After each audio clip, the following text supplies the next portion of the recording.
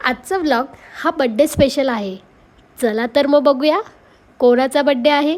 ही आमची राज, जिला माझ्या व्लॉगमध्ये येण्याची खूप इच्छा होती. से हाय. हे आमचे बालेदादा, हे किचनमध्ये बसून सगळ्यांकडून कामं करून घेत आहे. यांच्या मार्गदर्शनाखाली सध्या स्वयंपाक चालू आहे. तर फायनली रिव्हील करूया बड्डे गर्लला. या आमच्या वहिनी, यांचाच आज बड्डे आहे. त्यांच्यासाठी स्पेशल नानी भजी बनवते. आमची नानी एक नंबर भजी बनवते. स्वयंपाकाची तर तयारी छान चालूच होती, पण सेलिब्रेशन पण बाकी आहे ना. चला तर मग सेलिब्रेशनला. आमच्याकडे बड्डे कोणाचा पण असो, पण केक कटिंगसाठी ही चिल्लर पार्टीच असते. तुमच्याकडे पण असंच असते का? कमेंट करून सांगा.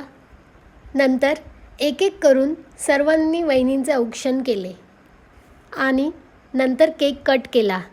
त्यात एक गंमत सांगू का? जे मोठे असते ना चिल्लर पार्टीमध्ये, त्याला कायम कमीपणा घ्यावा लागतो.